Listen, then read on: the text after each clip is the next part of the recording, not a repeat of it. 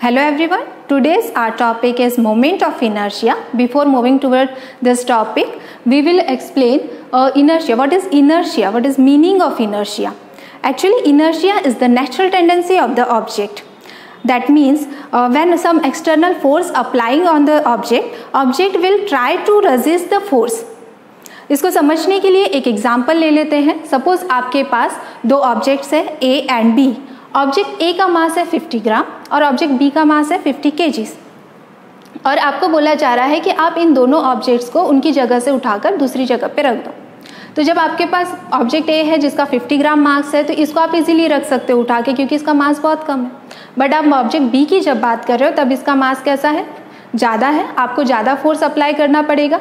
ऐसा क्यों हो रहा है? क्योंकि ये जो मास है ये आपके फोर्स को रेजिस्ट कर रहा है. इसको क्या कर रहा है, वो आपके फोर्स को रेजिस्ट कर रहा है. तो आप यहाँ पर हम ये बोल सकते हैं कि जो मास है वो फैक्टर है जो चेंज को होने नहीं दे रहा है.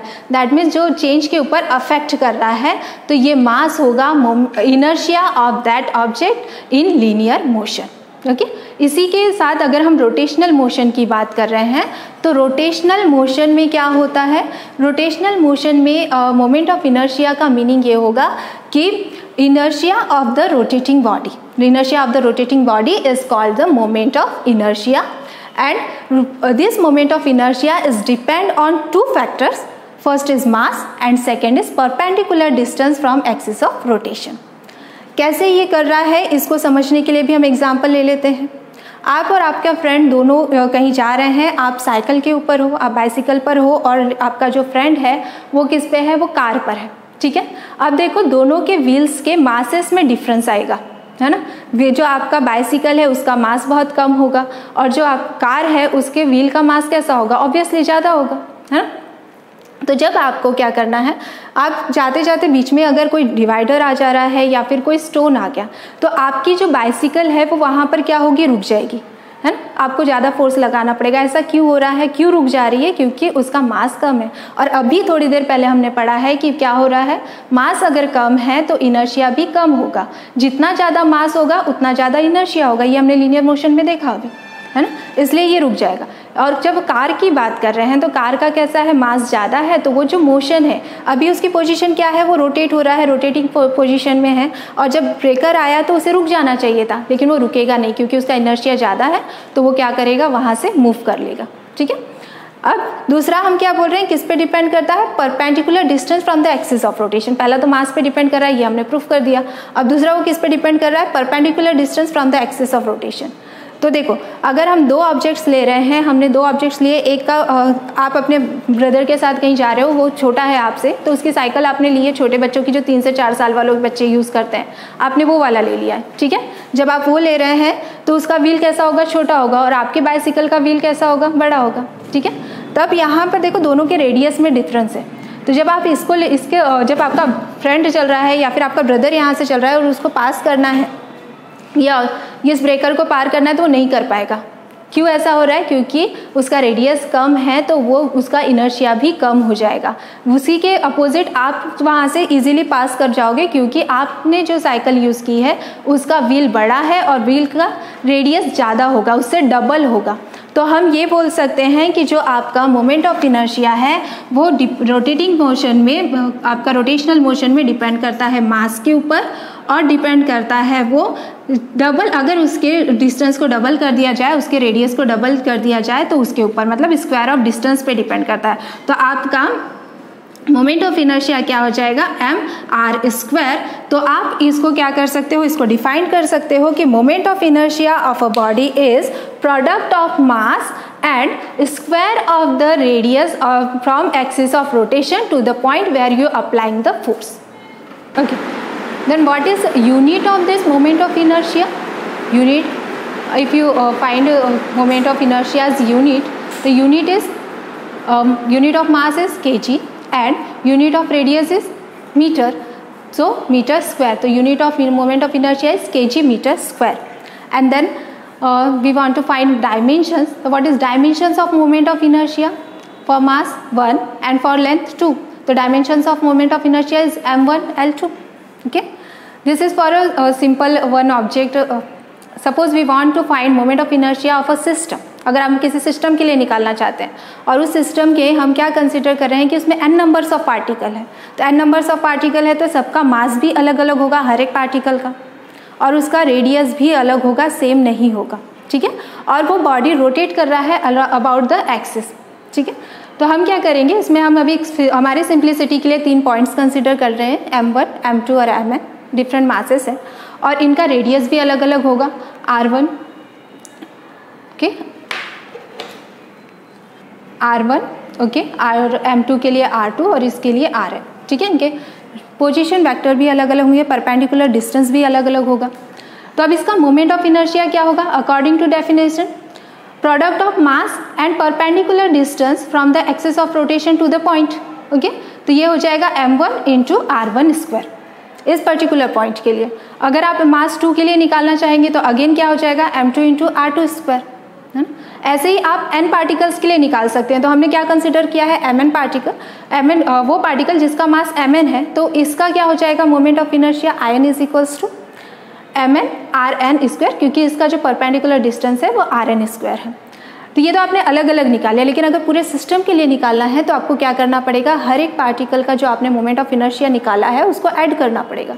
तो क्या हो जाएगा, I is equals to I1 plus I2 plus IM। अब क्या करेंगे, सबकी वैल्यूज आपके पास सब्सटीट्यूट करो, m1 r1 square plus m2 r2 square plus कहाँ तक जाओगे, mn तक, प्लस mn rn स्क्वायर। लेकिन बार बार आप इतना बड़ा लिखोगे क्या, जब भी आप प्रैक्टिकल कर रहे हो या फिर कोई कैलकुलेशन कर रहे हो तो इतना लिखना पॉसिबल नहीं है। तो हम क्या करते हैं, इसको शॉर्ट फॉर्म में लिखते हैं। तो क्या हो जाता है वो, I इज इक्वल्स टू, हम यूज़ करेंगे summation I is equals to 1 to n, ये बता रहा है कि आपके पास n नंबर्स ऑफ पार्टिकल्स है, और फिर हम क्या करेंगे, सेम हमारा फॉर्मूला लगाएंगे, product of mass into square of perpendicular distance. तो हम इसको इस शॉर्ट फॉर्म में लिख सकते हैं, ठीक है। अब अगर बहुत ज़्यादा पार्टिकल्स है तो बार बार ये करना कि हर एक का निकालो ऐड करो, निकालो ऐड करो, थोड़ा मुश्किल जाता है। तो हम क्या करते हैं, उसके लिए एक और ट्रिक यूज़ करते हैं, हम करते हैं इंटीग्रेशन।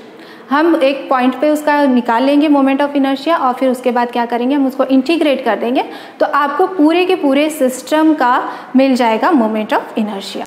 चलिए इसी कंसेप्ट को आगे सॉल्व करने के लिए और समझने के लिए हम एक डेरिवेशन देखते हैं। उसमें हम क्या करेंगे, उस सिस्टम की काइनेटिक एनर्जी निकालेंगे, रोटेशनल काइनेटिक एनर्जी निकालेंगे। तो कंसिडर करते हैं एक रिजिड बॉडी जिसमें n नंबर्स ऑफ पार्टिकल है, जो इस एक्सिस के अलॉन्ग रोटेट हो रहा है विथ एंगुलर वेलोसिटी ओमेगा, ठीक है। तो जब ये रोटेट होगा तो क्या होगा कि ये पूरा का पूरा जो ऑब्जेक्ट है वो तो एंगुलर वेलोसिटी ओमेगा के साथ मूव करेगा, बट ये जो पार्टिकल्स है इनकी लीनियर वेलोसिटी डिफरेंट होगी। हर एक पार्टिकल की लीनियर वेलोसिटी डिफरेंट होगी। क्यों डिफरेंट होने वाली है इसकी लीनियर वेलोसिटी, बिकॉज हर एक का देखिए रेडियस अलग है, हर एक का रेडियस अलग है। जैसे आपका m1 है, इसका रेडियस r1 है, m2 का रेडियस r2 है और mn का रेडियस rn। हर एक का रेडियस अलग है। जब रेडियस अलग है, डिस्टेंस अलग है, परपेंडिकुलर डिस्टेंस अलग है एक्सिस से, तो फिर लीनियर वेलोसिटी सेम कैसे हो सकती है। तो हर एक की लीनियर वेलोसिटी अलग होगी पार्टिकल की, लेकिन एंगुलर वेलोसिटी कांस्टेंट होगी, सेम होगी ड्यूरिंग द रोटेशन, ठीक है। तो हमने एक रिलेशन पढ़ा है एंगुलर वेलोसिटी और लीनियर वेलोसिटी में। क्या है वो relation, v is equals to r omega. v is linear velocity, r is radius and omega is angular velocity, ठीक है। तो इसी रिलेशन से हम क्या करेंगे, पहले हर एक पार्टिकल का आप निकाल लो लीनियर वेलोसिटी। तो इसका पार्टिकल का लीनियर वेलोसिटी क्या हो जाएगा, अगर मैं m1 की बात करूँ तो इसका लीनियर वेलोसिटी हो जाएगा v1 is equals to r1 omega 1, है ना। सिंपल, हमने सिर्फ इस रिलेशन में सब्स्टिट्यूट किया है।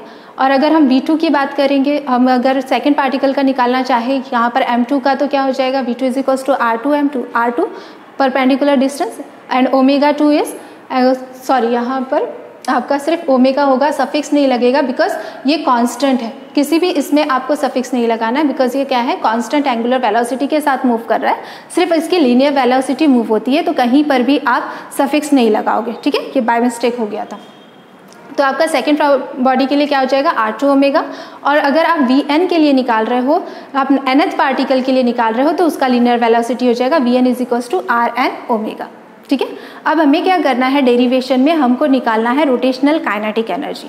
तो सिस्टम की जो रोटेशनल काइनेटिक एनर्जी होती है निकालने के लिए हम क्या करेंगे, हम हर एक पार्टिकल की ट्रांसलेशनल काइनेटिक एनर्जी निकाल लेंगे।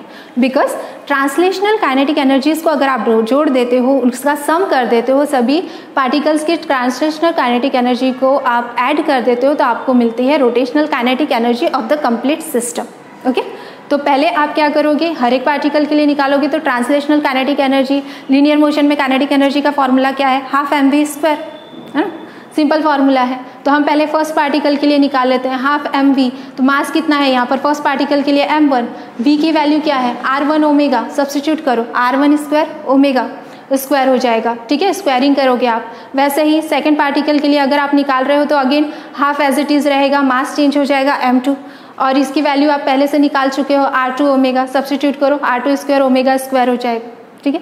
ऐसे ही आपको सभी पार्टिकल्स के लिए निकालना है, तो लास्ट nth पार्टिकल के लिए अगर निकालोगे तो क्या हो जाएगा, half mn rn square omega square. ये आपने हर एक पर्टिकुलर पार्टिकल के लिए निकालिया, इंडिविजुअल पार्टिकल्स के लिए हमने ट्रांसलेशनल काइनेटिक एनर्जी निकाल दी। हमारा एम क्या है, हमको निकालना है रोटेशनल काइनेटिक एनर्जी, और रोटेशनल काइनेटिक एनर्जी क्या होती है, sum of translational kinetic energy of the particles.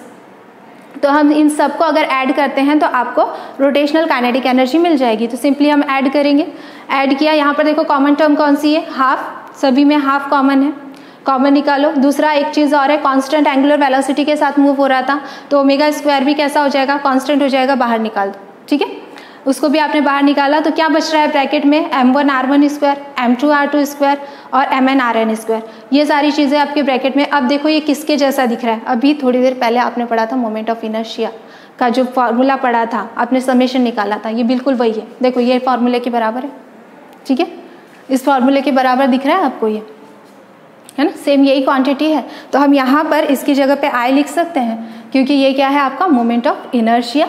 तो यहाँ पर आपने लिखा हाफ I ओमेगा स्क्वायर, तो ये हो गया रोटेशनल काइनेटिक एनर्जी का फॉर्मूला। तो यहाँ से भी आप मोमेंट ऑफ इनर्शिया निकाल सकते हो, आप प्रूफ कर सकते हो कि moment of inertia is the product of mass and square of the distance between axis of rotation and the point where mass is situated. Okay, तो अब देखो यहाँ पर ये दोनों एनर्जीज कैसी है, एनालॉगस है। अगर आप मोमेंट ऑफ इनर्शिया को, हमने पता है लीनियर मोशन में इनर्शिया क्या होता है, मास, इसको अगर आप रिप्लेस कर दो m से, और लीनियर मोशन में क्या होता है, जो वेलोसिटी होती है वो लीनियर वेलोसिटी होती है, तो आप ये ओमेगा को रिप्लेस कर देते हो v स्क्वायर से। तो rotational kinetic energy in rotational motion is analogous to translational kinetic energy in linear motion. So this is all about moment of inertia, basic concepts of moment of inertia. Thank you.